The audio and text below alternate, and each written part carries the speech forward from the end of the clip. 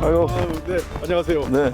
요즘 원내대표 경선 때문에 많이 바쁘시죠? 네, 뭐 조금 의원님들 뵙고 하느라고 시간 좀 네. 보내고 있습니다. 어떻게 보내세요? 아침에 뭐 회의도 좀 많고요. 네. 그 새벽 일찍 나와서 회의하고 또 오전부터 그 공식 저희 상임이나 본회의 같은 게 없으면 네. 의원님들 개별적으로 찾아뵙고 방에서 의원회관 사무실에서 의원님들하고 차담회나 네. 또 뭐 가능하면 이제 오찬 만찬도 같이 할 때 있고 이렇게 하고 있습니다. 네. 지난번에 당직 개편 이후에 뭐 당내에 좀 화합적 분위기가 형성됐다고 그러던데 실제 내부 어떻습니까? 네, 과거 그 이전 그 당직 개편 전보다는 네. 상당히 그 내부적으로는 좀 정리가 좀 된 분위기입니다. 네. 당장 뭐 그 대표 거취와 관련돼서 논의가 됐던 것도 사실상 사라졌고요. 지금 현재는 새로 된 당직자분들 중심으로 해서 당 대표와 그 새로 된 당직자들이 조금 일을 잘해서 뭔가 해보자 하는 분위기가 좀 만들어지고 있습니다. 네. 얼마 전에 재보궐선거 있었잖아요. 예, 그 결과 어떻게 받아들이세요? 거기 그 울산 같은 경우는 사실 김기현 당대표의 지역구인데 거기서 네. 기초의원이지만 우리가 승리했다는 것이 큰 의미고요. 지난 그 지방선거나 대선 결과와 비교해 볼 때 상당한 약진이 있었고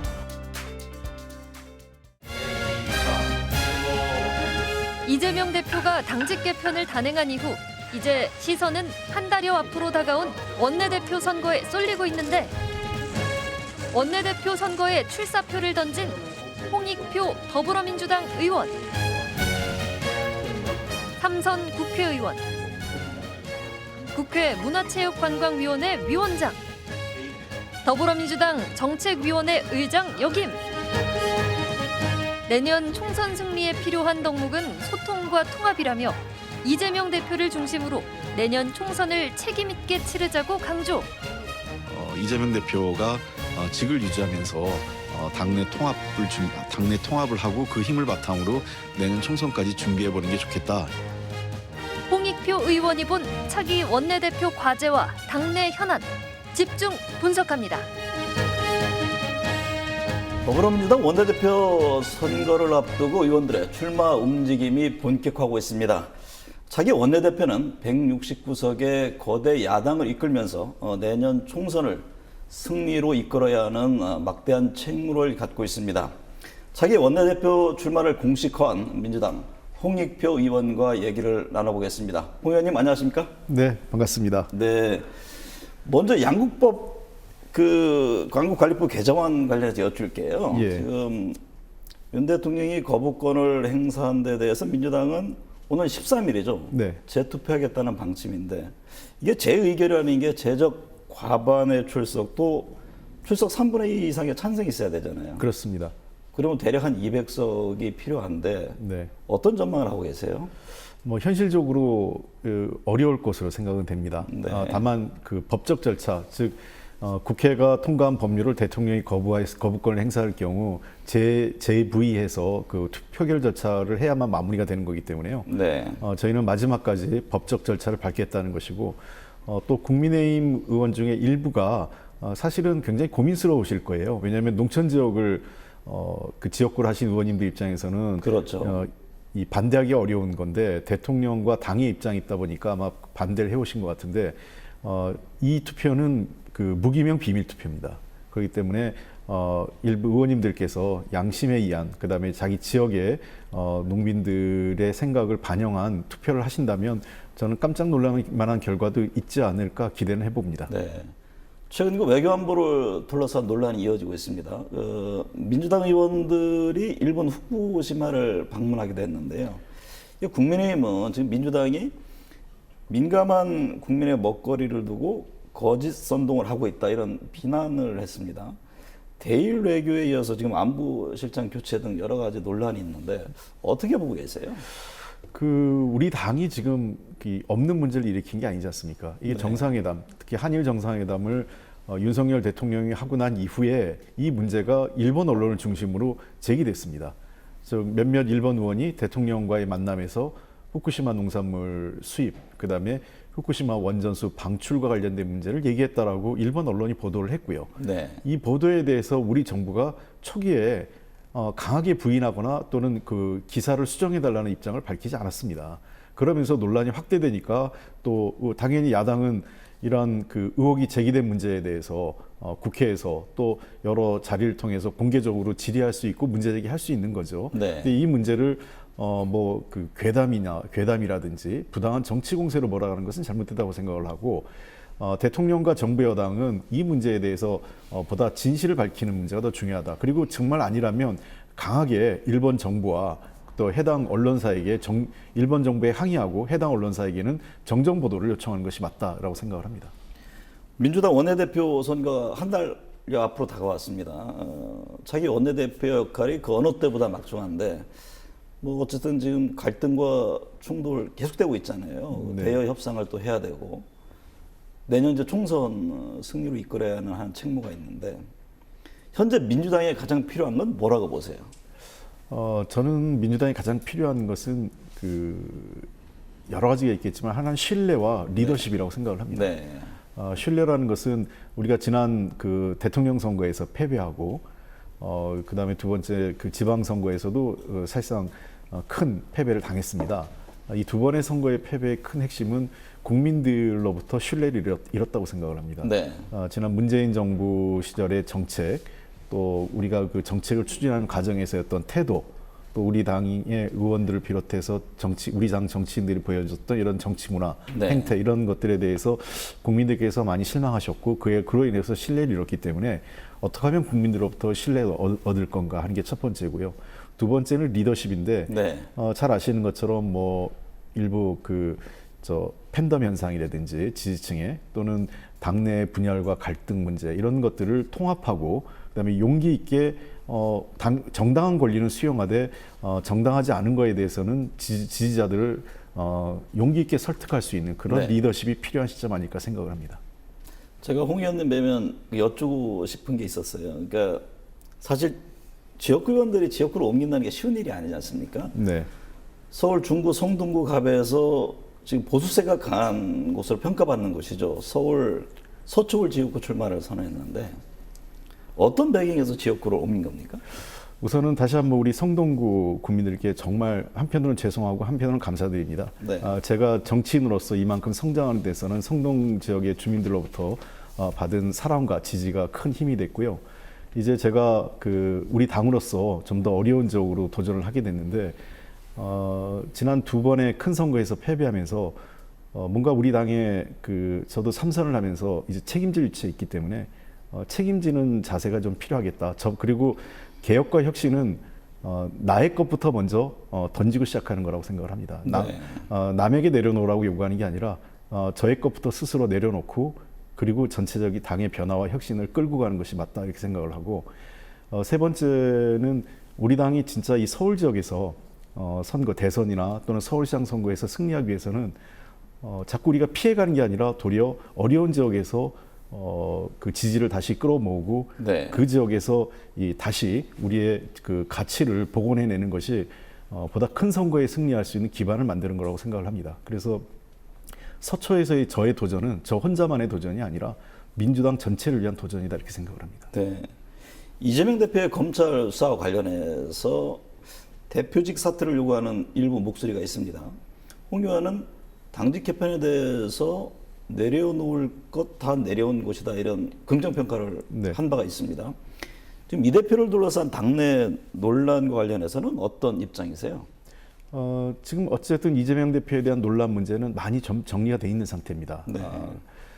뭐 처음에 3월 초까지만 해도 대표의 거취 문제까지 얘기하는 경우가 종종 있었는데 최근에는 인적 쇄신을 계기로 해서 일단락됐다 생각을 하고 앞으로는 좀 당 대표를 중심으로 그다음에 새롭게 임명된 주요 당직자들을 중심으로 해서 당이 좀 성과를 내고 총선에 힘있게 준비해 나가자, 책임 있게 준비하자 이런 분위기가 좀 잡혀 있고요.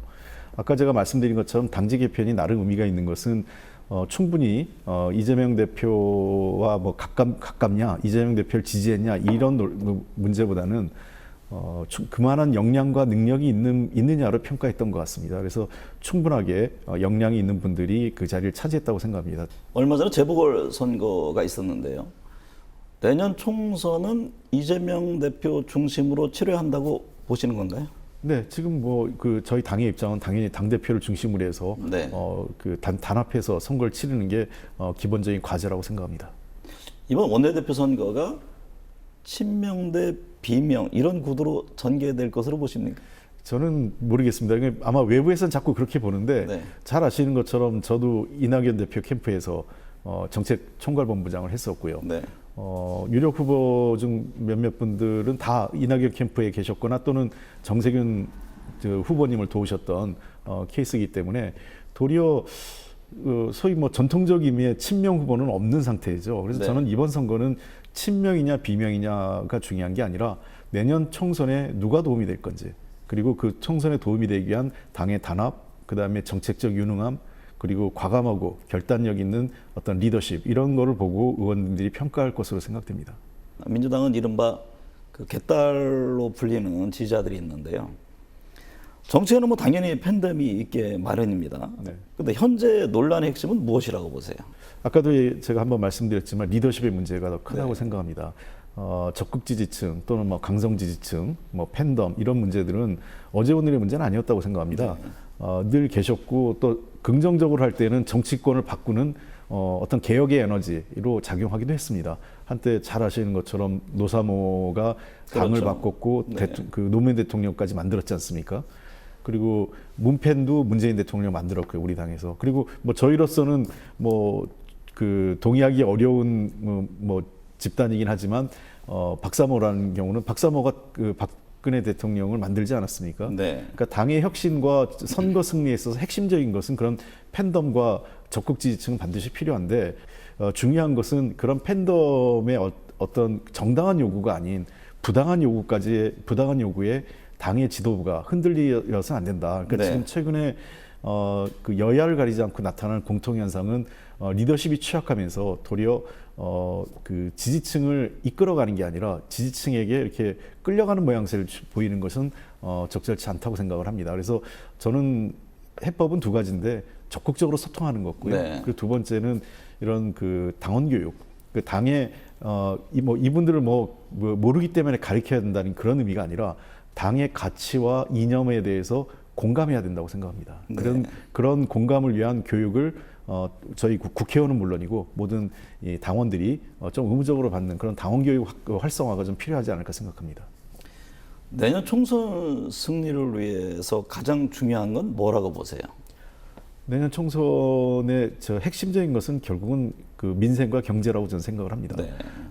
최근에 여러 가지 정치 권력과 관련된 문제, 한일 관계 등등의 이슈로 윤석열 정부의 지지율이 떨어졌지만 그것은 윤석열 정부를 거부하거나 또는 여당을 선택하지 않을 이유지 아직 우리를 선택해야 될 이유까지는 가지 않았다고 생각을 합니다. 네. 국민들께 우리 당을 선택하기 위해서는 경제 문제와 민생 문제에 대해서 우리가 유능함을 보여줘야 되는 게 첫 번째고요.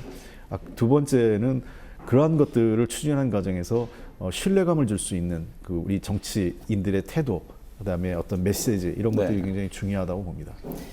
이재명 대표 방탄 프레임에 갇힌 것은 민주당이 아니라 여당이다 이렇게 강조를 한 예. 바가 있던데요. 어떤 배경에서입니까? 그 기승전 이재명 방탄입니다. 네. 여당의 그 해법이라는 게. 그래서 뭘 얘기해도, 그러니까 예를 들면 한일 관계에 대한 그 야당의 비판, 또 국민들의 어떤 저항의 목소리, 또 여러 가지 민생 문제에 대해서 최근에 정책 혼란 등이 많이 일어나지 않습니까? 제주 4.3건과 관련된 역사 왜곡 문제도 있고요. 이런 문제들을 제기할 때도 여당 측의 답변은 마지막에 가서 하는 얘기가 이거 이재명 방탄 때문에 그런 거 아니냐. 저는 그런 얘기는 그 합리적인 비판을 수용하거나 자신들의 태도를 잘못이나 태도를 바꾸려고 하지 않고 이것을 전부 다 이재명 방탄으로만 치환하는 것 자체가 도리어 우리 당보다 여당이 그런 방식으로 어떤 사안을 대하거나 국민의 목소리를 외면할 경우에는 결국은 심판받는 것은 여당일 거라고 저는 보는 겁니다. 네. 여권은 한동훈 법무부 장관의 출마 등을 놓고 지금 감론을박입니다. 한 장관이 결국 정치를 할 것으로 보세요? 글쎄요, 뭐 한 개인이 정치를 할지 안 할지는 모르겠는데 아마 그 우려는 한동훈 장관 개인의 문제가 아니라 검찰의 집단적 아마 그 총선 네. 공천인 것 같습니다. 아마 여당 내에서도 일종의 그 불안감이 계속 확산되는 것은 뭐 어디에 누구 다 검찰 출신들 얘기가 나오거든요. 과연 검찰로 계속 있다가 다른 사회적 경험 없이 정치권에 뛰어드는 것이 올바른 건지. 두 번째는 과잉 대표성이죠.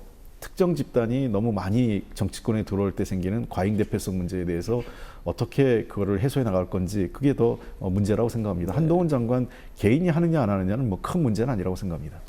또 총선을 앞두고 뭐 큰 선거 앞에서는 항상 그런 얘기가 나옵니다만 어느 쪽이 왜 먼저 분열하느냐. 예. 뭐 민주당도 그렇고 국민의힘도 그렇고 뭐 국민의힘은 제쳐놓고 민주당은 당이 분열될 가능성이 있습니까? 저는 거의 없다고 생각합니다. 네. 물론 뭐 정치권에 절대로란 말은 쓸 수 없지만 거의 없는 첫 번째 이유는 늘 우리나라 정당의 분열은 첫 번째는 이 소위 대권 후보가 있느냐 없느냐가 분열의 첫 번째 조건이고요. 네. 두 번째는 과거하고 달라서 정당을 만들고 해산하고 할 때 많은 경제적 부담이 듭니다. 그런 경제적 부담을 불법으로 이제는 돈을 받기도 어렵고 또 돈이 있다고 해서 자기 돈이 많다고 해서 막 돈을 쓸 수 있는 구조도 아니기 때문에 창당에 따르는 과정에 필요한 여러 가지 또 창당과 선거까지 치러야 되잖아요. 네. 그에 따른 막대한 경제적 부담을 책임질 수 있는 정치적 그룹도 별로 없고요. 그리고 세 번째는 이 분열할 때는 그만한 정치적 명분이 있어야 됩니다. 제가 보기에는 현재로서는 가장 중요한 그에 따른 정치적 명분이 없지 않느냐 이렇게 생각을 합니다. 새 원내 사령탑은 민생과 총선, 해쳐내야 할 과제가 많습니다. 경제 등으로 국민들의 어려움이 가중되고 있는 상황에서 치러지는 선거인 만큼 갈등보다는 화합의 무대가 됐으면 좋겠습니다. 오늘 함께해 주셔서 감사합니다. 네, 고맙습니다.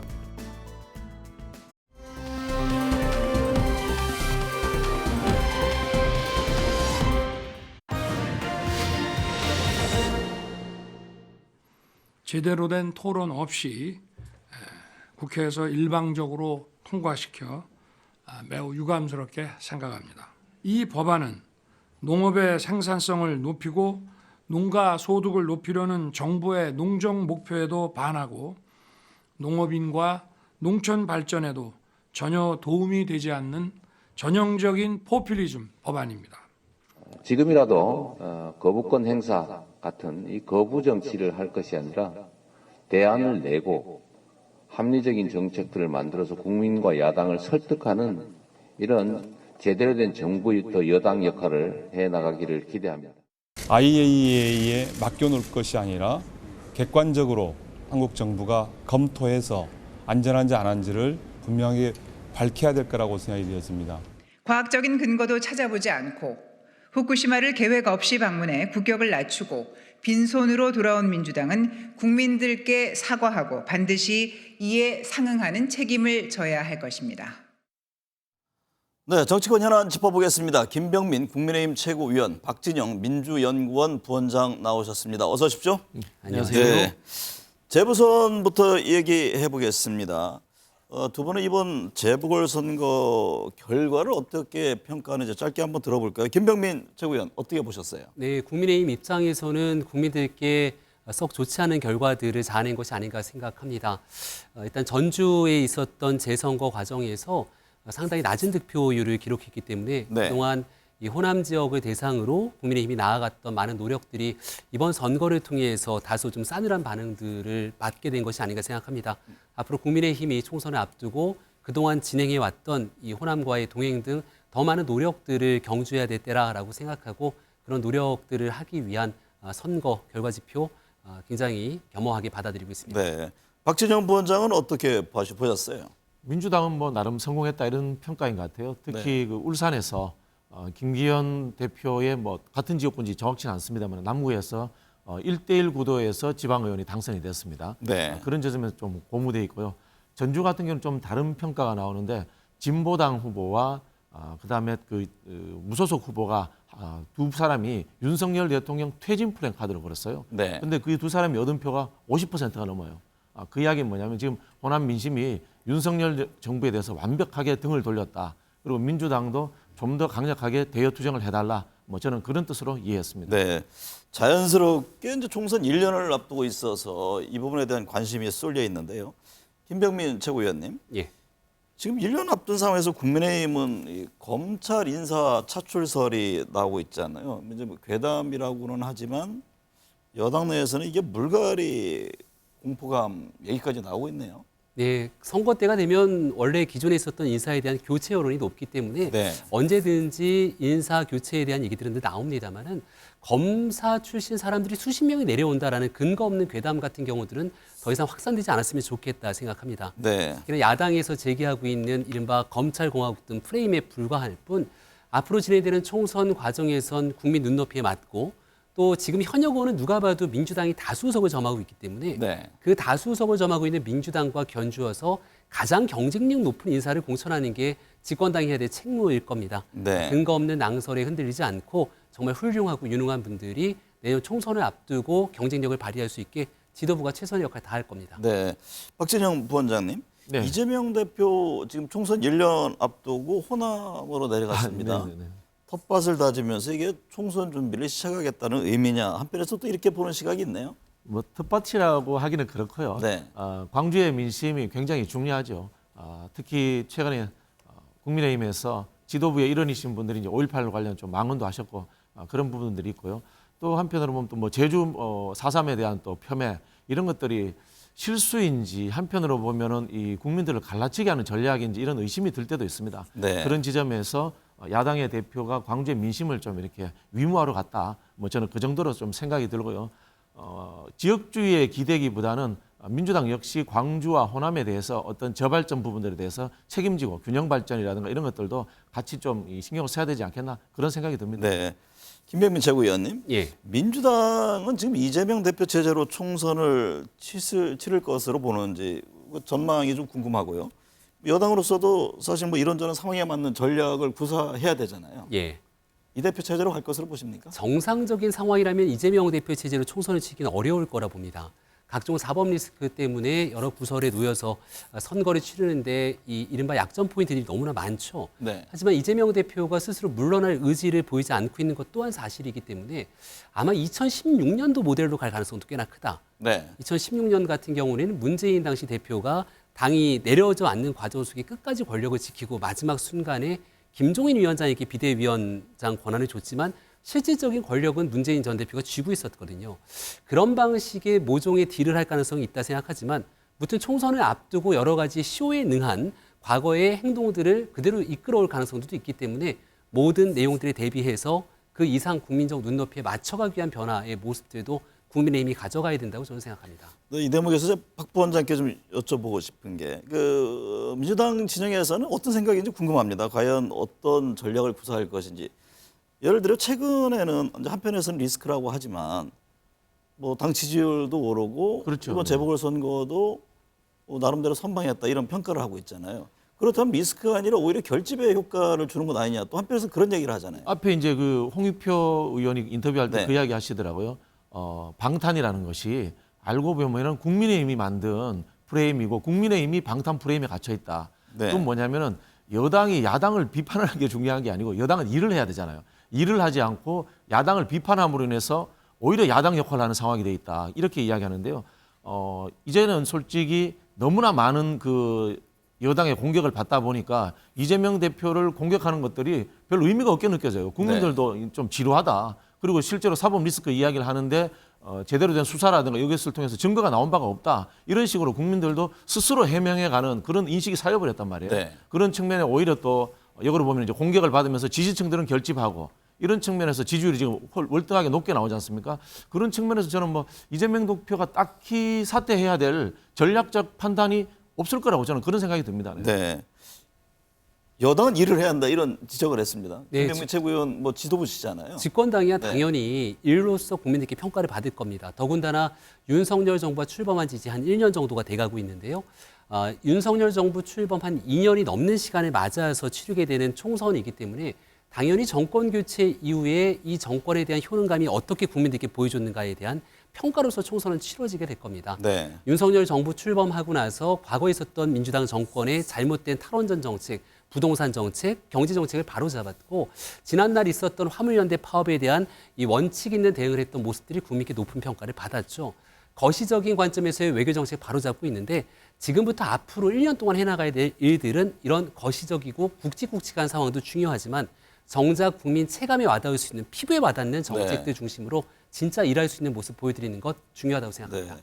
일각에서는요, 여권의 총선을 이끌 얼굴로 한동훈 법무부 장관을 얘기하는 분들이 있던데요. 박진영 부원장 보기에는 실현 가능성이 있습니까? 글쎄요, 김병민 최고위원이 더 잘 아실 것 같은데 실현 가능성이 저는 좀 떨어질 거라고 봅니다. 네. 왜냐하면요, 윤석열 대통령이 검찰 출신으로서 대통령을 하고 있는데 지금 지지율이 보여주다시피 유능하지 않다, 뭐 이런 느낌을 주지 않습니까? 그런 측면에서 또다시 검사 출신이 정치권의 여당의 핵심으로 들어오는 것이 국민들에게 봤을 때 선뜻 동의가 될까, 뭐 그런 생각이 들고요. 지금 뭐 한동훈 장관이 여당 내 여론조사는 잘 나오고 있습니다만 1등 나옵니다만 그 수치라는 것이 사실 미비합니다. 그리고 네. 잘 아시겠지만 이분이 갖고 있는 스타일이라든가 이런 부분에서 중도 확장성이 상당히 떨어진다, 뭐 그런 우려를 여권에서도 하는 것을 제가 들은 적이 있습니다. 네. 김채구 의원 여당 지도부 나오셨으니까요. 네. 국민의힘은 그 전광훈 목사 관련한 얘기들이 계속 이어집니다. 얼마 전에는 황교안 전 국무총리가 자신의 당대표 시절에 10명 이상의 공천을 요구했다, 이런 폭로를 했는데, 이게 민주당에서는 아니 국민의힘은 왜 그 전 목사 단절을 안 하느냐, 이런 또 지적을 하잖아요. 이건 예. 어떻게 지금 받아들여야 합니까? 황교안 전 대표가 이끌었던 자유한국당 또 미래통합당에서 제대로 된 대응을 하지 못했기 때문에 이른바 총선에 참패했던 기억들은 대한민국 국민 모두가 다 알고 있을 겁니다. 네. 과거에 있었던 얘기들을 황교안 대표가 꺼내서 본인에 대한 자기 반성을 하고 있는지는 모르겠습니다만 그렇게 황교안 대표 체제의 폭망 이후로 당시 미래통합당은 국민의힘으로 정강 정책도 바꾸면서 완전한 탈바꿈을 시도했고요. 그러한 변화와 혁신 끝에 4.7 보궐선거의 승리, 그리고 이에 있었던 정권교체 대통령 선거 승리, 지방선거 승리까지를 이끌어냈습니다. 그 과정에 전광훈 목사의 전자도 국민의힘에는 자리매김할 틈이 없었죠. 네. 이번에 김재원 최고위원의 발언 한마디가 구설수가 돼서 지금 여기까지 논란이 확산되고 있는데 네. 민주당이 짜놓고 있는 그 프레임 내에서 사실 국민의힘이 고전할 이유가 없다고 생각하고 국민의힘은 단언컨대 전광훈 목사의 지읒자도 연결돼 있지 않은 정당이다 말씀드리겠습니다. 김기현 당대표가 좀 더 단호한 입장을 내야 된다, 그런 견해도 있잖아요. 그런 목소리도 많이 있고요. 네. 김기현 대표의 생각도 제가 말씀드리고 있는 내용들과 다르지 않을 겁니다. 앞으로 국민의힘 내에서 그 같은 억측이나 오해, 구설수와 연결되지 않도록 더 단호한 대응들 해나갈 겁니다. 네. 자연스럽게 양당 지도부 리더십 얘기를 해보겠습니다. 국민의힘 김기현 후보가 출범한 지 한 달이 지났는데 뭐 컨벤션 효과가 나타나질 않고 오히려 지지율이 지금 30%대 늪에 빠진 것 아니냐, 이런 지적들이 나오는데요. 최구위원 뭐 과반이 설화에 휘말리고 있다, 이런 얘기도 있고. 네. 상대당인 박진영 부위원장 원인 어디에 있다고 보세요? 1차적으로는 저는 윤석열 대통령이 이런 판을 짰다라고 봅니다. 네. 당대표라는 것이 관리형이다라는 이야기는 인기 없다는 뜻이지 않습니까? 대중적 스타인 뭐 이준석 전 대표라든가 유승민 의원, 나경원 의원 이런 분들이 나오지 못하는 구조를 만들었고 안철수 의원도 나오자마자 대통령실과의 갈등 문제로 해가지고 지지율이 폭락했고 그러다 보니까 대중들에게 인기 없는 지도부가 만들어진 겁니다. 네. 그러다 보니까 당연히 지금 지지율이 안 오는 것은 당연하다 이런 생각이 들고요. 그리고 저는 뭐 최고위원 구성에서 좀 표현이 좀 거칠 수 있습니다만은 정치적 동종교배라고 해야 될까요? 네. 똑같은 사람들이 모여 있으니까 서로가 경쟁할 필요도 없고 비판할 필요도 없고 그리고 어떤 말을 좀 막말이나 이런 것들을 쉽게 해도 주위에서 용인해 주는 이런 분위기가 되다 보니까 당이 저는 그 스물스물 이렇게 가라앉는 느낌이 들지 않나 그런 생각이 듭니다. 네. 인기 없는 지도부 표현하는 옆에 있는 김병민 최고위원은 들어가 있지 않죠? 그나마 제일 인기 있으신 분 아니신가요? 알겠습니다. 여당의 그 새 원내대표로 TK 3선 윤재욱 의원이 당선됐는데요. 이 원내대표를 포함한 당 지도부 친윤 영남 일색 아니냐, 이런 얘기 계속 나오잖아요. 그걸 어떻게 지금 안에서는 보고 있습니까? 이번 원내대표 선거 구도를 보면서 여러 고민들이 있으셨던 것 같은데 일단 국민의힘의 원내 구성 자체가 지난 총선에서의 참패 이후로 거의 대다수가 영남권에 치중이 돼 있는 거는 부인할 수 없는 사실일 겁니다. 네. 그래서 아마 다수의 의원들의 의견들을 대표하는 원내대표의 윤재욱 의원이 당선이 됐는데요. 지역적인 특색과는 관계없이 가지고 있는 리더십과 본인에 대한 이 야당 여소야대 국면에서의 야당과의 소통 그리고 전략적인 측면을 높게 판단했던 것 같고 하지만 많은 언론에서 지적하고 있는 것처럼 너무 영남 일색으로 가는 것 아니냐는 지적이 있기 때문에 네. 기타 당직 그리고 앞으로 총선을 앞둔 상태에서 전면에 내비치어야 되는 많은 인사들을 수도권, 중도, 젊은 세대의 마음들을 사로잡을 수 있는 인사들 중심으로 그런 정책 중심으로 국민의힘이 더 전진 배치해야 된다고 저는 생각합니다. 그런 비판을 의식해서인지 모르겠습니다만 국민의힘 김기현 대표가 어제 동작구 국립서울현충원에서 열린 당내 행사에서 나경원 전 의원과 이른바 김나 연대를 다시 강조했습니다.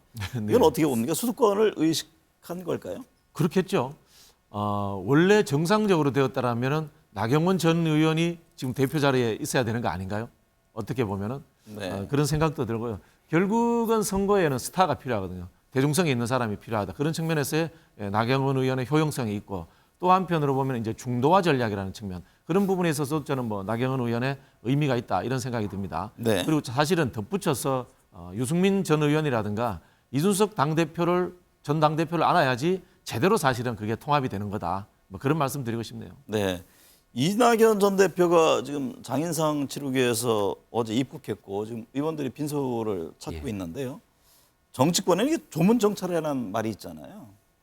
총선 1년을 앞두고 이 전 대표가 잠시 귀국을 하면서 친이낙연에게 나아가서 이제 비명계의 시선이 가는데 김병민 최고위원 보시기에 현 구도에서 어떤 역할을 할 수 있을까요? 공항에 나간 의원들의 숫자를 보니까 세가 이렇게 강한 것 같지는 않아 보였습니다. 네. 그러니까 이낙연 전 대표가 갖고 있는 좋은 정치적 자산이 있는데 지난 대통령 선거를 치르면서 이재명 대표와 붙었을 때 나왔던 대장동 의혹들 사실 거의 시작은 이낙연 전 대표를 통해서 비롯된 것이거든요. 지나고 나서 보니까 그 모든 것들이 하나둘씩 현실화되기 시작했고 결국 이재명 대표의 사법 리스크로 연결이 됐는데 이제 이재명 대표가 그 사법 리스크의 최종적인 결과가 어떻게 되는지에 따라서 이낙연 전 대표의 정치 행보도 갈리지 않을까 생각하고 네. 현재로서는 당내 지지층이 워낙 이재명 대표를 중심으로 뭉쳐 있어서 뭔가 목소리를 내거나 역할을 하기에는 현재 지점에서는 좀 한계가 있지 않을까 생각합니다. 네. 이재명 대표를 포함해서 민주당 지도부 잠시 전에 빈소 찾았는데요. 뭐 정치적 언급은 하지는 않을 테고 네네. 어떤 의미를 부여할 수 있겠습니까? 뭐 그럼에도 이제 조문 정치라는 것이 좋은 그림이 나오면은 당의 지지자들한테는 뭐 나쁘지 않겠죠. 네. 통합의 이미지도 있고 뭐 그런 네. 느낌이 듭니다만은 지금은 친명 비명이 아니라 윤석열 정부의 이 독주에 대해서 어떻게 견제하고 심판할 것인가 그런 것에 대해서 좀 뜻을 모으는 시기가 아닌가 그런 생각이 들고요. 그리고 또 저는 좀 개인적으로 이낙연 전 총리께서 조금 연세도 있고 이러시니까 좀 젊은 지도자들도 민주당에서 새롭게 좀 대권 주자급으로 부상되는 것이 당의 미래를 위해서 더 의미 있지 않나 그런 생각이 듭니다. 네. 후쿠시마 원전수 문제를 검증하겠다면서 일본을 찾았던 민주당 의원들 어제 귀국했는데요. 지금 국민의힘은 지금 국격을 떨어뜨린 책임을 지라 이런 지적을 했는데 어떤 이유였습니까? 빈손 귀국이죠. 예상했던 바고요. 실제로 민주당 의원들이 일본을 방문했던 이유가 윤석열 정부를 공격하기 위해서인지 후쿠시마 이 수산물 문제를 해결하기 위해서인지 명확치가 않는 측면이 있었습니다. 결과를 통해서 드러나게 됐던 것은 정확하게 문제 해결을 위해서 방일 동안 해왔던 일들은 전혀 없다는 것이겠죠. 오히려 그럴 시간이라면 국내에서 더 이 일본과의 대일 문제를 풀어가기 위한 현재 있는 민주당과 또 국민의힘과의 여러 가지 의견 교류를 통해서 단단한 국내 여론들을 조성하는 게 우선이지 않았을까. 네. 추가로 더해서 한일 의원 연맹 등 의원들이 실제로 펼쳐나갔을 의원 외교의 장들이 있습니다. 근데 정작 가서 어느 누구도 만나지 못하고 돌아왔던 현실을 지켜보게 되면 모든 것들이 정치, 공세, 선동에만 초점이 맞춰져 있을 뿐 실질적인 문제 해결을 위한 야당의 의원으로서의 역할들은 전무했다 이렇게 평가할 수밖에 없겠습니다. 박 원장님, 민주당은 국민의힘이 어느 나라 정당이냐 맞받아치고 있네요. 국민의힘의 이 비판은 제가 보기엔 좀 옹졸한 것 같아요. 네. 가서 좀 열심히 하고 왔다. 이렇게 그냥 덕담해주면은 별 문제 없이 지나가는 거 아니겠어요? 대통령실에서도 잘 갔다 와라 이런 이야기를 했습니다. 덕담을 나눴습니다. 좀 그런 측면을 좀 받아줬으면 좋겠고요. 일본 정치를 잘 모르시는 분들은 일본 정치가 이제 중앙 정치는 굉장히 우경화되어 있습니다. 국회의원들은 그렇습니다만은 지방 정부라든가 시민단체들은 굉장히 진보적인 색채를 가진 분들이 많습니다. 그런 분들과의 연대라든가 그래서 일본 내에 좀 여론의 조성이라든가 그런 부분들의 역할 성과로 봐주시는 게 좋겠다 이런 생각이 들고요. 제가 예를 하나 들게요. 2003년도에 노무현 대통령 초기 시절에 북한에 대한 미국의 제한 폭격 이야기가 나왔습니다. 네. 그 당시에 한나라당 의원들이 미국 가가지고 의정 활동 굉장히 열심히 했습니다. 만나서 그런 일이 있으면 안 된다. 그것이 사실은 성과를 낸 적도 있고 노무현 정부도 거기에 대해서 굉장히 고마워한 바가 있습니다. 그런 부분에서 저는 좀 대승적으로 접근하고 여야의 의견을 같이 모아주는 것이 대통령실의 하나의 좀 일이 되어야 되지 않나 그런 생각이 듭니다. 네. 통상 외교안보 정책 또 대통령 순방을 다녀오거나 전에 야당 대표와 만나서 이렇게 설명하는 자리 이런 것들이 있었는데 지금 윤석열 정부 들어서는 그런 게 없는데 민주당 지금 아니 국민의힘 새 지도부 들어섰잖아요. 예. 야권과의 어떤 대화, 소통, 협치 이런 공간이 새로 마련될 수 있을까요? 여야 간의 이제 주호영 전 원내대표 그리고 박홍근 원내대표 간에는 굉장히 여러 호흡들을 가져가면서 소통의 장들이 열어왔던 것으로 알고 있습니다. 네. 다만 이제 이재명 대표가 갖고 있는 독특한 사법 리스크의 문제 때문에 더 나아가서 추가적인 소통이 되기는 좀 어려웠던 측면이 있는데요. 신임 원내대표가 또 선출이 됐고 많은 문제들이 이 국회 내에서 법안 등으로 풀어야 될 내용들이 많은 만큼 네. 또 양 원내대표 간에 이번에 민주당이 이제 원내대표가 또 선출될 것 아니겠습니까? 적어도 이 이재명 대표 사법 리스크로 전국이 얼어붙어 있다 하더라도 원내대표를 비롯한 원내 지도부 간에서는 격의 없이 긴밀하게 소통하면서 국민을 위한 법안 처리에 늘 의견들을 같이 모으기를 바라는 마음을 갖고 있습니다. 사실 성과를 내야 하는 건 여당이 더 시급하잖아요. 네, 그런 맞습니다. 측면에서 좀 더 적극적인 움직임이 필요하지 않나 이런 측면에 제가 질문이었습니다. 김병민 최고위원님, 지금 예. 쌀값 하락 대책을 두고도 여야 충돌하고 있잖아요. 국민의힘은 민주당이 지금 양국 관리법을 정쟁을 위한 도구로 활용하고 있다 이런 비판을 했는데 어떤 이유에서죠? 법안 처리를 무리해서 밀어붙이고 있고요. 근데 그 법안 처리가 전체적인 전문가들의 의견 또 농민들의 모든 견해 여야 간의 합의를 통해서 이루어진 게 아니라 이재명 대표가 1호 법안으로 발의한 다음 정치적인 메시지를 꾸준히 쏟아낸 뒤에 이걸 무리하게 처리해서 통과하려고 하고 있죠. 네. 그리고 거기에 대한 거부권이 행사됐음에도 불구하고 마찬가지로 다시금 이 문제를 또 이 법안 처리를 위해서 민주당이 계속 이야기를 꺼내고 있는 것 자체에 대한 문제제기가 있고요. 단순히 이 쌀 문제 같은 경우에는 법안 처리를 통해서 의무적으로 쌀 매수를 하게 만들 것이 아니라 네. 정부가 현재 재량권으로 쓸 수 있는 여지들이 분명히 남아 있습니다. 따라서 문재인 정부에서도 이 법안이 발의가 됐을 때 의무적으로 법안을 처리 통과하는 것은 문제가 있다고 문재인 정부 기재부에서도 얘기가 나왔던 일들이거든요. 근데 이런 일들을 정권이 바뀌고 나서 똑같은 형태로 무리하게 밀어붙이는 모습들을 보건대 진짜 농민들을 위한 이 쌀 생산 문제 해결하기 위한 것들이 아니라 정치적인 행위로서 내년 총선을 앞두고 이 문제를 법안으로 처리해서 끌고 가려고 하는 시도가 아니냐 이렇게 볼 수밖에 없을 것 같습니다. 이재명 대표 민주당은 그 양국관리법 개정안에 대해서 윤 대통령 이 거부권 행사 비판하면서 아니 그러면 제대로 된 대책을 내놓으라 이런 지금 압박을 하고 있네요. 지금 이제 쌀값이 한 20% 정도 폭락했는데 그게 네. 이제 작년부터 있었던 일입니다. 문재인 정부 때는 쌀값이 폭락하지 않았거든요. 그러다 보니까 이제 그런 일이 없었던 거고 또 말씀하신 것처럼 기재부는 그때 기재부나 지금 기재부나 똑같은 기재부입니다. 제가 예를 하나 들게요. 이 양국관리법의 전신들이 쭉 고서로 올라가 보면 추곡수매도 있고 이중고가제도 있고 그렇습니다. 네. 그런 조치들을 정책을 만든 사람이 박정희 대통령이에요. 박정희 대통령이 그 정책을 만들었을 때 그 당시 경제 관료들이죠. 경제기획위원회에서 이거 사회주의법이다. 그렇게 이야기했습니다. 근데 박정희 대통령이 했단 말이에요. 근데 전 세계적으로 미국도 마찬가지고 유럽의 모든 선진국들이 이중고가제라든가 지원책들을 보조금 제도를 다 하고 있습니다. 그런 나라는 그럼 그게 뭐 재정에 문제가 재정이 넘쳐나서 하겠습니까? 이 쌀이라는 문제가 갖고 있는 특수성이 있기 때문에 이런 일들을 하고 있는 거거든요.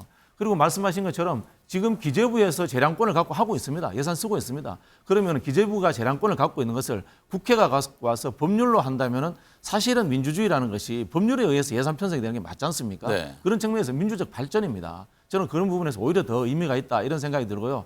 그리고 이번에 보면요. 국민의힘 의원들이 반대하신 분이 90명밖에 안 돼요. 네. 25명은 기권을 하거나 또는 투표장에 안 왔다는 겁니다. 농촌 지역구 의원들이 있을 거 아니에요. 그렇죠. 부담이 되죠. 네. 그래서 저는 대통령이 거부권 행사할 수 있다고 봅니다만은 이런 민생 입법을 거부권 1호로 채택한 것은 굉장히 잘못됐고 총선이 다가올수록 저는 국민의힘 내에서도 반란이 있을 수 있다라고 그렇게 예측을 해봅니다. 13일 다시 투표하기로 했는데 통과 가능성이 있으니까 왜냐하면 그 과반의 또 3분의 2 이상 찬성이 그렇죠. 이제 있어야 과반의 되잖아요. 3분의 2이기 때문에 한 200석 가까이 돼야 될 텐데. 말씀드린 것처럼 국민의힘 의원들이 얼마나 출석하느냐에 따라서 저는 달려있다 그렇게 보는데 아직까지는 국민의힘 의원들이 이제 대통령실 눈치를 봐야 되기 때문에 출석을 많이 하지 않을까 뭐 그런 생각이 네. 듭니다. 윤석열 대통령이 시도지사 국무위원들과 부산의 한 횟집에서 식사를 하고 나오는 모습이 시민들에 의해 촬영됐는데요. 이게 참석자들이 일렬로 도열한 모습을 두고 이게 너무 권위적인 것 아니냐 이런 비판에서부터 적절성 등과 관련해서 이런저런 얘기들이 나옵니다. 김병민 최고위원, 대통령실은 어떤 입장인가요? 사진 한 컷을 두고 너무 과도한 비난들이 쏟아지고 있는 것 같은데요. 단순히 저 사진을 넘어서서 횟집에 대한 이름까지도 이 비난을, 이 일본 문제를 거론지면서 하게 되는데 뭔가 도로 좀 지나친 비난들이 과연 우리 정치에 어떤 도움이 될까라는 생각을 갖고 있습니다. 일단 저 횟집 자리가 있었던 내용들은 잘 아시는 것처럼 2030 월드 엑스포에 대한 실사단이 와 있고 네. 이를 위해서 노력하고 있는 이 정부 관계자 또 부산에 있는 국회의원들이 다 모여서 같이 함께 식사를 했던 자리이기도 하거든요. 그런 내용은 온데간데 없고요. 또 보통 통상 대통령이 여러 행사들을 사람들과 같이 자리를 하게 되면 식사를 하고 그냥 바로 나가버릴 수도 있겠습니다만 한 명 한 명 손을 잡고 인사하고 나가게 되는 것들이 오히려 참석자에게는 더 큰 배려가 될 수도 있습니다. 네. 그래도 권위적인 표현이라고 딱 잘라서 저 사진 한 컷에 모두 많은 의미들을 부여하라고 하는 것 같은데 그런 정치적 비난에 대한 맥락들보다 왜 저런 행사들이 이어졌는지 또 그 안에 있었던 내용들까지 고로 좀 여러 가지 평가들을 담아서 이야기를 나누는 것이 좋지 않을까 생각합니다. 이준석 전 대표도 횟집 사진을 보고 한 소리 했던데요. 윤 대통령이 원래 도열을 좋아한다 뭐 이런 표현이던데. 검사 박진영 보좌 어떻게 들으셨어요? 검사 시절에 그런 뭐 습관이 아니었나 이런 식으로 이제 그러면서 지적을 하는 것 경호 같아요. 때문에 그럴 수 있다 이렇게 또 입장을 냈어요. 경호를 위해서는 도열을 더 안 해야죠. 네. 표시나지 않게 해야죠. 좀 그런 느낌이 받았습니다. 저도 그 영화 나쁜 놈들 전성시대라고 이제 하정우 씨하고 네. 최민식 씨 이제 주연했던 그 영화에 보면 이제 조폭도 나오고 검사도 나오거든요. 행태가 비슷하다 이런 이야기를 하는데 저는 이 사진 보면서 그런 생각이 들어요. 그냥 사과 한번 하면 끝이에요. 사과 한번 하면 끝인데 자꾸 이걸 가지고 야당에서 뭐 문제를 삼는 야당이 사실 큰 문제 삼은 적 없습니다. 야당이 수석 대변인 논평 낸 거 외에 특별하게 언급한 적이 없어요. 다만 이제 아주 작은 이 언론에서 그런 이야기를 이제 부풀려서 했을 뿐인데 그런 거를 자꾸 변명할 때마다 더 우리 표현이 그렇습니다만 뭐 저기 방귀 낀 사람이 성질낸다 이런 느낌도 들고요. 국민들이 보기에 언짢은 거지 않습니까? 뭐 대통령이 도열하라고 한 적이 있겠습니까? 그런 적은 안 했을 거 아닙니까? 그죠? 그럼 도열한 사람이 문제인 거고 또 네. 어떻게 보면 이 도열한 상황을 빨리 정리하지 못한 이 경호 담당자도 잘못한 거고 그런 식으로 처리해가지고 잘못했다라고 해버리면 되는 건데 이걸 가지고 자꾸 이제 핑계를 대니까 이 생태 하나가 자꾸 부풀려져가지고 국민들에게 볼성 쌓아놓은 하나의 좀 논쟁거리로 만들어지는 겁니다. 네. 오늘 두 분 말씀 잘 들었습니다.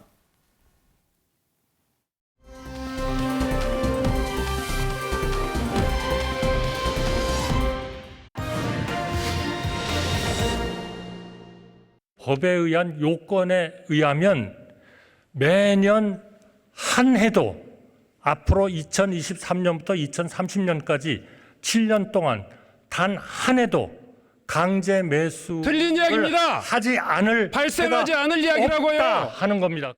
정부 여당이 방치한 민생을 그대로 둘 수 없어 야당이 각계 의견을 조율하고 나섰지만 청개구리 정권은 무조건 반대만 외치면서 결국 농민과 우리 국민과 대결을 불사하겠다고 나선 것입니다. 우리 농민의 절규를 철저히 외면한 비정한 정치로 역사에 기록될 것입니다. 양곡관리법에서도 이재명표 내로남불은 여실히 드러납니다. 양곡관리법 개정안이 이재명 대표 1호 민생법안이기 때문에 통과시키겠다는 것은 민주당의 목리에 불과합니다. 당대표 하명법은 통과시키면서 이재명 대표가 대선에서 국민께 약속했던 국회의원 불체포 특권은 왜 포기하지 않는 것입니까? 민주당의 입법 폭주를 막을 수 있는 유일한 방법이 대통령 거부권입니다. 네, 한 주간의 여론 흐름 짚어보겠습니다. 배종찬 인사이트 K 소장, 이은영 휴먼앤데이터 소장 나오셨습니다. 어서 오세요. 네, 안녕하십니까. 네, 배 소장님, 네. 윤석열 대통령 지지율이 갤럽과 리얼미터에서 소폭 상승했습니다. 네. 근데 갤럽 조사를 보면 여전히 30%대 초반을 나타내고 있는데 윤 대통령 지지율 흐름 어떻게 보고 있습니까? 그렇습니다. 대체적으로 이제 하락하던 국면에서는 조금 이제 벗어나는 모양새도 보이고 있는데 여전히 낮아진 지지율, 그러니까 한국 갤럽을 기준으로 따져보면 30% 초반, 31%의 지지율이 나왔기 때문에 아직까지도 낮아진 주저앉은 지지율을 좀 회복하지는 못하고 있다. 하지만 더 이상 하락세는 좀 없는 멈춘 그런 상태로 분석됩니다. 네. 이은영 소장님, 네. 리얼미터 조사를 보면요, 대구, 경북과 60대에서 지지율이 하락한 것이 눈에 띄는데 윤 대통령과 여권의 지지 기반 아닙니까? TK 지역, 또 그렇습니다. 60대에서 지지율 하락, 이 이유는 어디에 있습니까? 일단은 뭐 지금 한일 정상회담 그다음에 이제 한미 정상회담을 앞두고 대통령실 내부 갈등이 이 전통적인 지지층의 이탈까지는 아니고요. 좀 약간의 흔들림을 가져오고 있다고 볼 수 있고요. 그리고 지금 현재 대통령 지지율의 이 수준이 작년 11월 4주차에 30%였거든요. 네. 그때에서 지금 31%면 그냥 우하향세가 계속 지금 유지되어 있다. 약간의 박스권에 갇힌 듯한 지금 느낌입니다. 그리고 이제 TK 지역 같은 경우는 아직 이제 대통령 지지율에 대한 긍정과 부정 평가가 긍정이 그래도 높은 편이지만 세부적으로 들어가 봤을 때는 지금 이제 전통적 지지층이 60대 이상층이 지금 흔들리고 있다. 이렇게 정리할 수 있겠습니다. 배 수장님, 윤 네. 대통령이 지역 경제 발전 또 내수경기 활성화에 나서겠다면서 호남과 대구, 경북, 부산, 경남을 방문했습니다. 네. 취임 이후에 첫 동서횡단을 한 건데 이 지지율 반등에 어느 효과를 낼 수 있을까요? 뭐 없지는 않겠지만 제한적이라고 봐야 되겠죠. 네. 왜 그러냐면 대체적으로 대통령의 동선이나 또는 힘이 실려 있는 곳이 좀 영남 위주입니다. 그러니까 대구 위주였고 물론 PK도 있습니다. 대통령이 부산 엑스포 개최 관련해서도 상당히 또 공을 들였고 또 실제 이 실사단이 이제 환송하는 그 만찬장에도 대통령이 참석을 해서 PK 지지율에도 어느 정도 보탬이 될 수 있겠다 이렇게 판단할 수 있는데 문제는 뭐냐면 이런 지역의 정치학은 결과적으로는 모든 세대와 우리 국민들을 좀 아우르기 힘들거든요. 아무래도 정책이 더 중요할 수 있는데 정책을 통해야 세대도 좀 아우를 수가 있고 또 이념도 좀 더 폭넓게 외연 확보를 중도까지도 넓힐 수 있기 때문에 지역의 정치학은 효과는 이때 제한적이다라고 봐야 되겠습니다. 이은영 소장님, 네. 갤럽 조사에서 국민의힘이 당 지도부들에 잇따른 실업 논란 등으로 지지율이 소폭 하락하면서 민주당이 역전당했습니다. 네. 그런 가운데 국민의힘에서 윤재욱 의원이 새 원내대표로 선출되면서 지도부가 완성됐는데 지지율 회복에 도움이 될까요? 일단은 그 윤재욱 그 새 원내대표 지역이 대구거든요. 그리고 지금 김기현 대표가 울산이고 정책위 의장인 박대출 의원이 지금 경남입니다. 그래서 이 당 지도부가 지금 확장성을 위한 어떤 그런 지역 기반보다는 네. 굉장히 좀 편향적이라고 볼 수가 있고요. 그리고 또 지금 이 외에도 당 대변인이라든지 이런 분들이 지금 검판경이라는 그런 지적이 나오고 있어요. 판사, 경찰, 검사 이렇게 네, 구성되어 검사, 있다. 판사, 경찰. 네. 예, 그래서 지금 판검경이라는 이야기가 나와서 총선을 앞두고 지금 확장성이 굉장히 떨어지고 거기다가 지금 여러 가지 실언이 나오다 보니까 지금 일각에서는 벌써 비대위 구성해야 되는 거 아니냐 이런 이야기까지 나오고 있는 상황입니다. 네. 배 수장님, 네. 4월 5일 재보궐선거 결과 김기현 대표의 지역구인 울산에서 남구 구의원에 민주당 최덕종 후보가 당선됐습니다. 국민의힘이 텃밭인 울산에서 패배한 모습인데 이걸 어떻게 봐야 합니까? 말 그대로 참패죠. 더군다나 이제 울산이면은 김기현 대표의 또 지역 기반이 있는 곳 아니겠습니까? 그렇죠. 텃밭이라고도 할 수 있는데 이런 현상이 벌어진 것은 가장 지지율의 문제입니다. 비대위를 출범할 정도는 아닐지라 하더라도 김기현 대표가 당 대표가 되고 나니 오히려 당의 지지율은 또 내려가고 있고 대통령 지지율이 더 큰 원인이 됐기는 했겠지만 그럼에도 불구하고 당이 좀 무기력한 모습. 근데 그 큰 이유는 이 지지율인데 PK와 TK의 지지율이 다른 이유가 있습니다. TK의 경우에는 이번에 또 국민의힘이 4.5 재보궐선거에서 다 당선됐거든요. 네. 그 이야기는 그래도 TK 지역은 좀 더 이념 결집적입니다. 지금 지지율이 빠지더라도 PK, 부산, 울산, 경남이 먼저 빠지고 있다. 네. 왜? PK 지역은 보다 더 이해 결집적입니다. 그러니까 지난 대선에서도 지지난 대선이죠.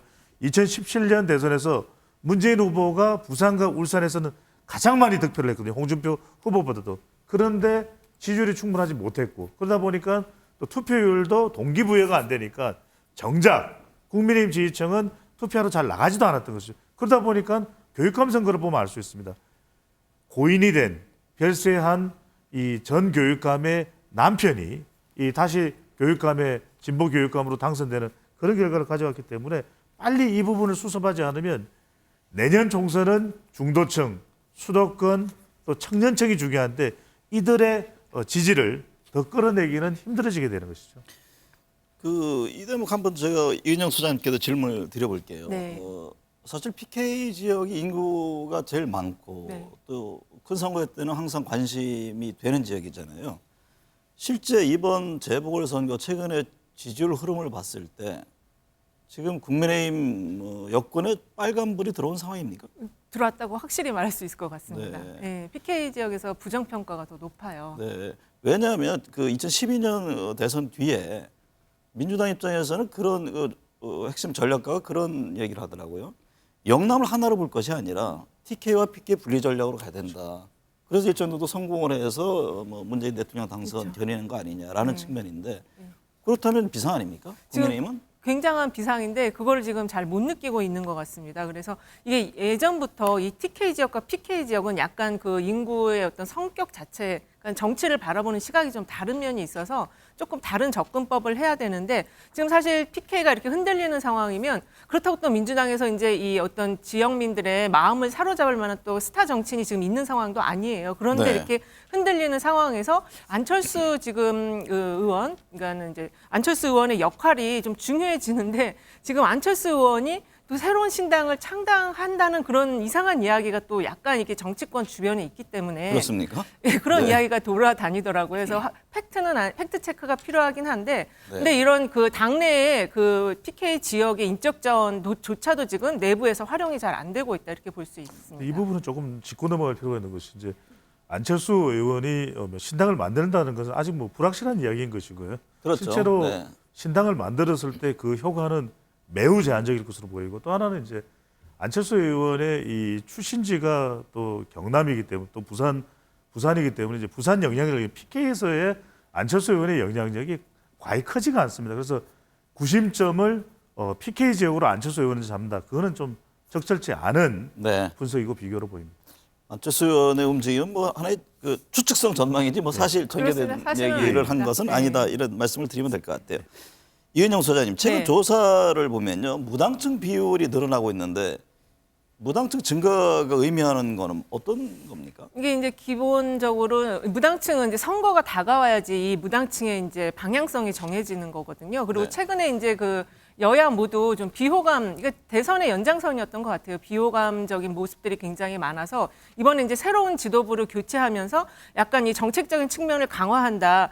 그렇게 이제 접근하고 있는데 지금 시작부터 실언들이 나와서 여전히 무당파층의 향배가 지금 나타나고 있지 않은데 어쨌든 그 속에서 지금 최근 그 내년 총선을 향한 여론 지형 조사들이 좀 몇 개가 나왔었습니다. 그런데 여전히 좀 그 여당에게는 굉장히 불리한 지형이다. 무당층이 증가하는 게 여야에는 어느 쪽에 더 유불리가 됩니까? 지금은 이제 여당에게 좀 불리하다고 볼 수 있겠죠. 왜냐하면 이 중도 성향층이면서 무당파층을 어쨌든 당겨야 되는데 네. 여당이 당길 수 있는 자원, 정책적 수단이나 이런 것들을 많이 가지고 있지만 지금 무당파층의 이동이 별로 없거든요. 그것이 예를 들면 이탈한 분들이 민주당 야당으로 안 간다는 것은 관망하고 있다 이렇게 봐야 하는 겁니까? 그렇게 볼 수도 있고요. 그리고 네. 지금 이제 민주당의 경우는 당대표에 대한 어떤 사법적인 수사나 조사나 이런 게 계속 이어지고 있어서 네. 그래서 이번에 그 새 지도부에서 가장 강력하게 지금 추진하려고 하는 게 새로운 민주당이라는 이미지 변화를 시도하려고 하는 점을 꼽을 수 있겠습니다. 네. 조금 다르게 분석을 할 필요가 있는 것이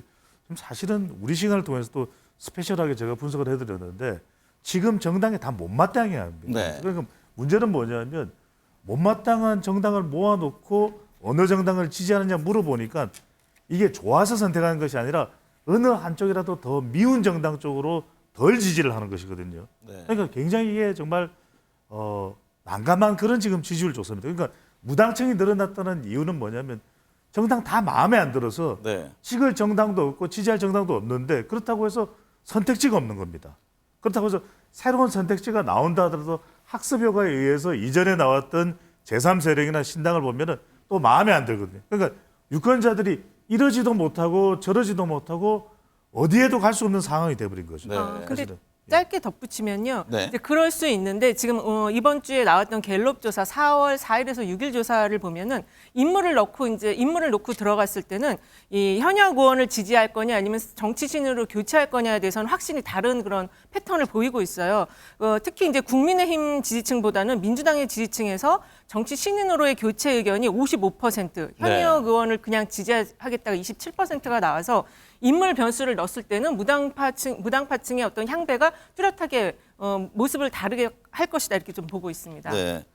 배 주장님, 네. 22대 총선 지금 1년 앞으로 다가왔는데요. 갤럽 조사를 보면 야당 후보가 많이 당선돼야 한다는 응답이 50%를 차지하면서 여당 후보가 많이 당선돼야 한다는 응답보다 높게 나왔습니다. 그렇습니다. 이 한 달 전과 비교했을 때 이게 정부 견제론이 크게 늘어난 숫자 아닙니까? 그렇게 되는 이유는 대통령 지지율이 내려간 것입니다. 네. 그래서 윤석열 대통령은 대통령 지지율에 1위 1비하지 않는데 그럴 수가 없습니다. 네. 미국 대통령의 역사가 얼마나 깁니까? 미국 대통령 중에 어느 누구도 지지율에 1위 1비하지 않겠다고 이야기하는 사람 아무도 없습니다. 네. 1위 1비 할 필요는 없더라도 챙겨야 되는 겁니다. 이 데이터는 국민의 여론이기 때문에 바로 이 국민 여론이 민심이고 천심인데 지금 보면은 국회의원 선거 결과에 대한 기대가 야당 다수 당선이 50%, 여당 다수 당선이 36%로 직전 조사보다도 야당 다수 당선이 더 늘어난 결과거든요. 네. 이게 지금 다른 이유가 없습니다.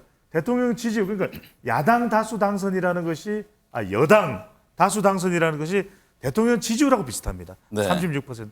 제가 흥미로운 결과를 말씀드리면 2020년 한국 갤럽 기준으로 대통령 지지율이 60%였거든요. 여기에 국회의원 수를 곱하면 됩니다. 네. 638. 더불어민주당이 180석 당선이었거든요. 그럼 자 2016년도로 거슬러 올라가면 그때 한국 갤럽 기준으로 박근혜 당시 대통령의 지지율이 39, 40이었습니다. 자 39, 40을 300명에 곱하면 120석이 나오지 않습니까?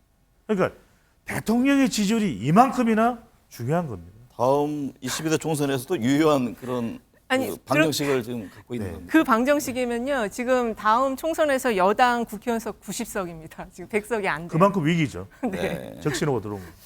이은영 소장님, 네. 내년 총선 의미를 물어본 조사에서요. 윤석열 대통령 심판이라는 응답이 55.4%, 네. 이재명 대표 심판이라는 응답이 38.9%였는데 이게 무엇을 의미하는 겁니까? 이게 지금 이제 심판론으로 물어봤어요. 그래서 지금 조원 C&I가 이 문항을 만들 때 윤석열 대통령과 이재명 대표의 대비를 통해서 누구를 더 심판하는 의견이 높은가를 봤는데 윤석열 대통령 심판이 55.4가 나왔고 네. 이재명 대표 심판이 38.9가 나왔는데요. 아까 제가 그 총선 여론 지형 조사들이 이번 주에 많이 나왔다고 했는데 갤럽에서는 내년 총선과 관련해서 정부 지원론과 그다음에 정부 견제론으로 물어봤거든요. 네. 정부 지원론은 지금 36%, 그래서 야당 정부 견제론은 50%가 나왔습니다. 그래서 이게 지금 2019년 4월 딱 1년 전에 갤럽에서 같은 문항으로 조사했을 때는 정부 지원이 더 높았어요. 그래서 네. 지금 임기 지금 1년밖에 안 됐잖아요. 이런 시기에는 대체적으로 정부 지원이 더 높은데 지금 그렇지 않은 상황이라는 게 문제라는 거죠.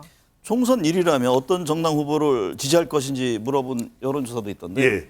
민주당이라고 대답한 결과가 더 많던데 제가 두 분께 공통적으로 한번 질문을 드려볼게요. 1년 전의 여론조사와 1년 뒤 선거 최종 결과와의 이게 함수관계가 과거에도 있었을 거 아닙니까? 그렇습니다. 네. 이거 같이 함께 좀 설명을 해주시겠습니까? 조금 달라지기는 합니다. 아, 네. 한 1년 전 시간이 지나면. 그런데 결과적으로는 제가 말씀드렸듯이 대통령 지지율이거든요. 네. 그러니까 얼마만큼이나 이런 이 선거의 구도를 바꿀 수 있느냐는 결국은 현직 대통령이 달려 있습니다. 네. 여당의 성적표는. 그런데 지금도 보시면은 앞서 우리 이은영 소장께서 분석해 주신 윤석열 심판론이나 이재명 심판론, 그리고 지금 화면으로 보고 계시는 총선 지역구 정당 후보를 어디를 선택할 것이냐, 이 조사 결과가 하나 있고, 또 하나만 좀 더 보여주시면 내일이 총선일이라면 투표할 정당은 이 조사 결과를 보시게 되면은 다 똑같습니다. 네. 대통령 긍정 지지율과 부정 지지율과 크게 다르지 않게 나타나고 있거든요. 결국에 관건은 대통령 지지율이다. 이런 그렇습니다. 이게 말씀이시군요. 대통령 지지율이 더군다나 임기 이제 중반에 있는 선거이기 때문에 총선이 네. 이것이 이제 결국 중간 평가 성격이 강할 수밖에 없거든요. 네. 결국은 대통령 지지율이라고 봐야 되죠. 이은영 소장님. 예, 아까 그 말씀드린 것처럼 2019년 4월, 그러니까 2020년 총선 1년 전에 한 조사, 갤럽 조사인데요. 정부 지원설이 47이고 정부 견제가 37로 정부 지원이 더 많았는데 네. 이때는 코로나 시작 전이었고 약간 중간 평가 성격이 있었음에도 불구하고 문재인 대통령 지지율 자체가 높다 보니까 정부를 좀 더 지원해야 된다 이런 의견이 높게 나타났어요. 그런데 지금은 외교라는 그 여당에게 굉장히 유리한 변수가 있음에도 불구하고 대통령 지지율이 낮다 보니까 이거는 좀 예측을 해볼 수가 있는 거죠. 지금 전체적으로 좀 어렵겠다. 예. 배 수장님. 네. 뭐 벌써부터 여야 잠룡들 내년 총선 출마에 관심이 쏠리는데요. 지금 여권은 한동훈 장관 계속 거론되고 있잖아요. 그렇습니다. 네. 과연 어떤 선택을 할 것인지, 한 장관 출마했을 경우에 승산이 있다고 보는지 어떤 전망이세요? 네, 우리 방송이 뭐 MBN이기 때문에 또 우리 방송이 또 채널이 하나 되어 있습니다. 매일경제TV. 네. 매일경제TV를 보시면 항상 우리가 이렇게 설명드리거든요. 투자에 대해서 막 설명드린 다음에 최종적인 투자 결정은 개인 여러분의 판단입니다. 네. 마찬가지로 총선 출마 여부는 뭐 한동훈 장관이 판단하겠죠. 네. 근데 저는 한동훈 장관이 출마를 한다면 그만큼 한동훈 효과라는 게 있어야 되는데 과연 지금 대통령 지지율도 낮고 내년에 선거 구도도 썩 좋지 않은데 한동훈 효과는 어디에서 발할까? 바로 그러면은 중도 외연을 확대해 올 수 있는 한동훈 장관의 한동훈 효과를 이야기하는 것이 거거든요. 결국 MZ세대나 중도층의 지지를 끌어올 것이냐. 근데 지금 발표되고 있는 조사 결과, 그러니까 인물에 대한 경쟁적 조사를 보면 한동훈 장관이 중도층이나 MZ세대에 매우 취약한 결과입니다. 네. 그러면 한동훈 오히려 장관 적극 지지층에서 박수를 받는 그런 상황인가요? 그렇습니다. 그러니까 대통령 지지층이나 국민의힘 지지층이 한 절반 정도의 선택은 받고 있거든요. 그러니까 네. 국민의힘 지지층과 보수층 내에서는 가장 주목도가 높은 인물이면 분명하지만 네. 전체 선거판을 확 바꿔놓을 정도의 결정적인 영향력은 아닌 상태에서 과연 법무부 장관을 유지하는 것이 한동훈 장관의 향후 정치적인 미래를 위해서 유리할지 총선에 출마하는 것이 유리할지는 더 판단해 볼 필요가 있는 부분입니다. 이은영 소장님, 네. 배 소장님은 결국에는 대통령 지지율이 굉장히 중요할 것이다. 내년 총선 그런 분석인데 네. 이재호 국민의힘 상임고문이요. 대통령 지지도가 40%를 넘지 않으면 총선은 그렇게 밝지 않다. 같은 비슷한 맥락의 얘기를 했습니다. 네. 그럼 대통령 지지도 어느 정도까지는 나와줘야 하는 겁니까? 사실은 이거 이재호 고문께서 좀 약간 낮게 잡으셨어요. 제가 네. 볼 때는 50%는 나와야 되거든요. 왜냐하면 지금 1년밖에 안 지났기 때문에 아직은 대통령을 좀 밀어줘야 되겠다라는 민심의 흐름이 바닥에 좀 깔려 있는데 그거보다 10%포인트 정도 더 낮게 그러니까 얘기를 하셨기 때문에 지금 지지도가 그래서 상당히 안 좋다라는 걸 좀 알 수가 있고 이런 상황이면 지금 내년 그 총선이 대통령에 대한 신임 성격으로 아까 이제 정부의 어떤 중간 평가 성격에서 조금 더 한 발 더 나아가서 대통령에 대한 신임의 성격도 가미가 될 수 있다. 저는 좀 그렇게 보고 있습니다. 네. 배 소장님, 네. 윤석열 대통령이 거부권을 행사한 양국관리법 개정안에 대해서 찬성한다는 응답이 과반을 넘었고 예. 윤 대통령 개정안 거부권 행사한 데 대해서는 좋지 않게 본다라는 대답이 48%로 더 많았습니다. 예. 이렇게 되면 이 사안도 대통령 지지율에 영향을 주는 것 아닌가요? 그렇습니다. 이게 어떤 부분이냐면 양국관리법 그 자체보다는 사실은 양국관리법 우리가 이 데이터 분석 전문가니까 이현영 소장과 제가 근데 이런 양국관리법 관련된 질문을 할 때 항상 우리가 유의하는 건 뭐냐면 이 양국관리법을 국민들이 또 응답자들이 제대로 알까 잘 모를 겁니다. 네. 잘 모른다는 이야기는 잘 모르는 상태에서 찬성이나 반대, 공감이나 비공감을 선택하는데 지금 화면을 보시게 되면은 이 부분입니다. 거부권 행사에 대해서 좋게 본다는 33%니까 거의 대통령 지지층입니다. 그런데 좋지 않게 본다는 48%인데 이 부분은 더불어민주당 지지율보다도 더 높아요. 그러니까 중도에서도 한 절반 정도는 대통령 부정평가 전체 규모만큼은 안 되더라도 중도의 절반도 좋지 않게 본다. 이건 무슨 의미를 담고 있을까? 네. 그냥 대통령이 거부권만 행사할 것이 아니라 뭔가 대안을 내놓을 필요가 있는 거 아닌가? 네. 결국은 양국관리법이라는 게 우리 시청자분들이 다시 한 번 더 새겨 넣으실 필요가 있는 것이 지금도 사실은 이전부터도 1950년부터 계속 양국관리법은 해오고 있어요. 네. 그런데 이번에 개정된 것이 얼마를 초과했을 때 양이 초과됐을 때 의무적으로 이것을 정부가 매수하겠다는 새로운 약간 부분적인 내용이 개정안으로 들어간 겁니다. 네. 그 이야기는 뭐냐면 적어도 이 부분이 못마땅하다면 국민의힘과 또 정부에서 농림식품부에서 이 부분에 대한 대안을 들고 나왔어야죠. 근데 네. 그렇지 못한 부분에 대해서 여론을 보면은 내용은 모른다 하더라도 대통령이 이 부분에 대해서 좀 더 대안을 같이 갖고 나오지 못한 부분에 대한 지적은 하고 있는 것으로 보입니다. 이은영 소장님, 네. 민주당이 13일 본회의에서 이 양국관리법 개정안 재투표하겠다는 입장이잖아요. 네. 어떻게 될까요? 향후 지지율 흐름에 영향을 주는 일단은 측면에서요. 기본적으로 이제 대통령의 거부권을 정책 사안에 대해서 대통령의 거부권 행사하는 것에 대해서 우리 국민 정서는 좀 좋게 보지 않고 있어요. 실제 여론조사도 그렇게 나왔고요. 그리고 이 정부 수면은 아까 배 수장님 말씀하신 것처럼 계속 있어 왔는데 이거를 지금 정치 쟁점화해서 대립 구도로 계속 가져가는 거에 대해서도 좋지 않게 볼 것으로 생각을 합니다. 저는.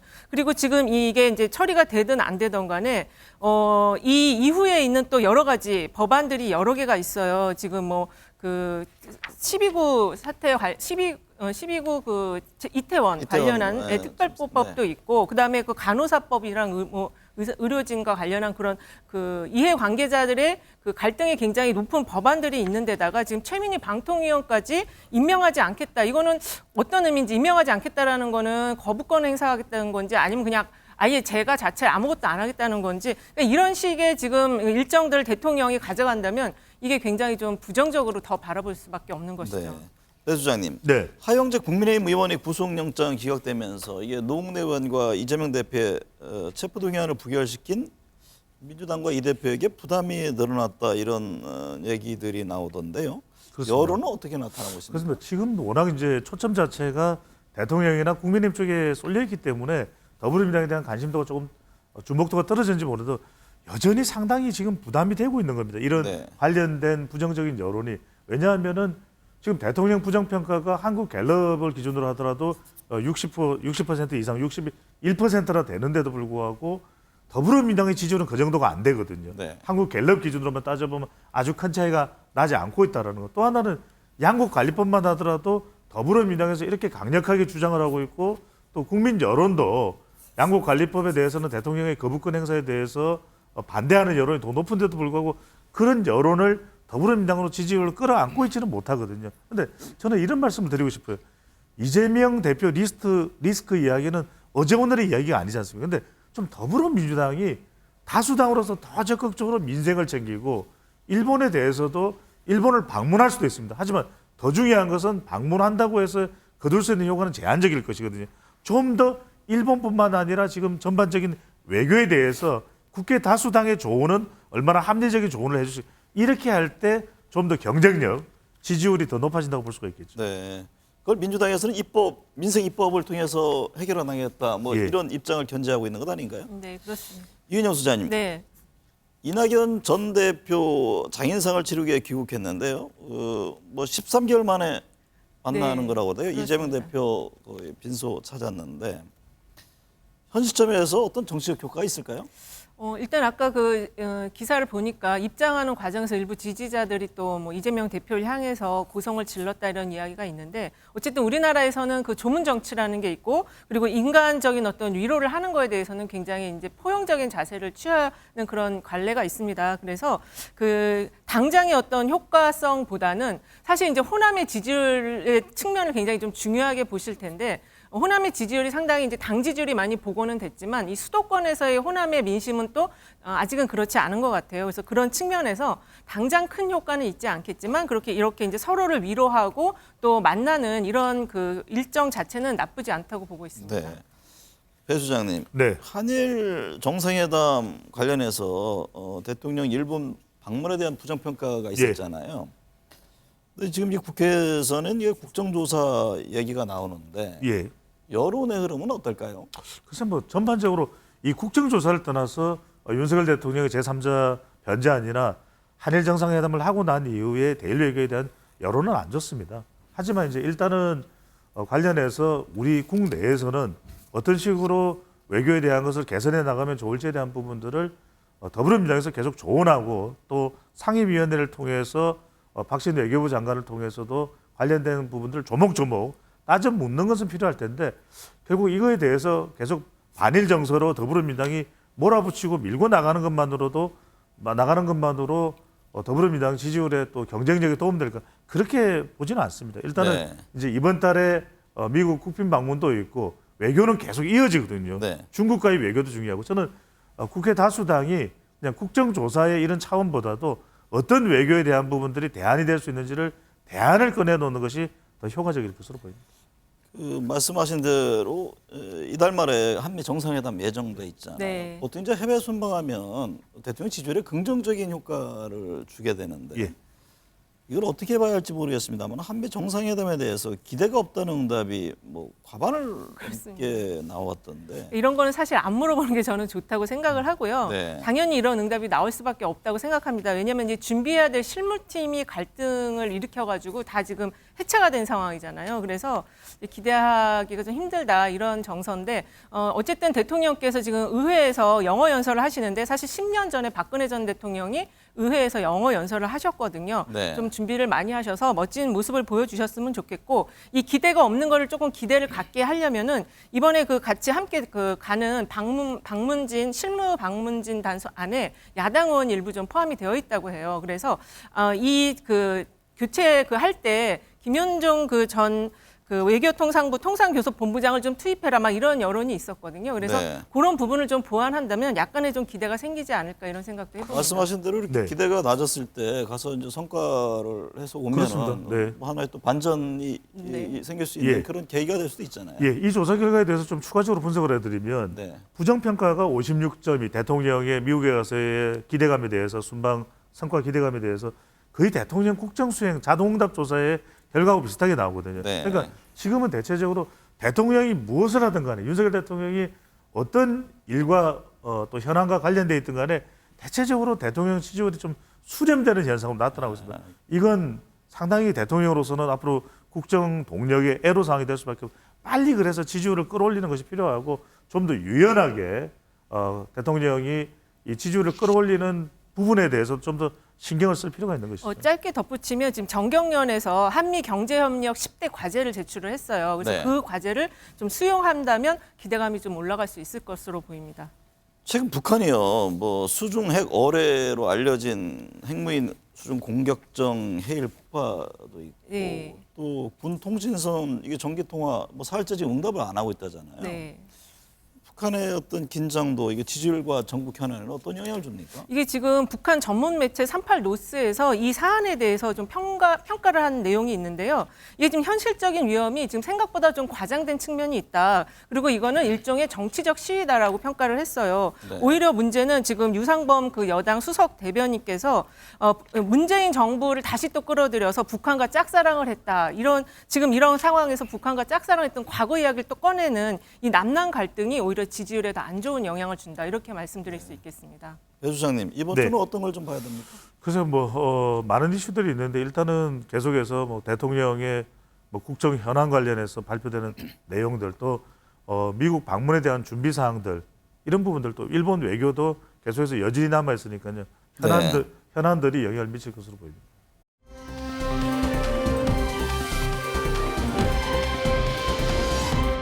총선을 1년을 앞두고 각종 여론조사가 쏟아져 나오고 있습니다. 벌써부터 선거 문제로 온갖 해야 할 일들이 묻히는 건 아닌지 걱정입니다. 대한민국 현재 남북 문제 등 외교안보 이슈를 포함해서 규제 혁파를 통한 선순환 구조, 민생 개혁, 빈부격차 해소, 국민 통합 등 직면한 과제가 많습니다. 집권 3년차에 치러지는 내년 총선은 새 정부의 성과에 대한 평가로 이어질 공산이 큽니다. 공천을 둘러싼 권력투쟁과 정치공학적 선거구도 등의 공력을 허비할 게 아니라 정치를 복원해 국가와 국민을 위한 정책 구현에 매진해야 합니다. 과거 탓, 남 탓이 아닌 정책 과정에서의 신뢰와 결과로 박수를 받아야 합니다. 함께해 주신 여러분 감사합니다.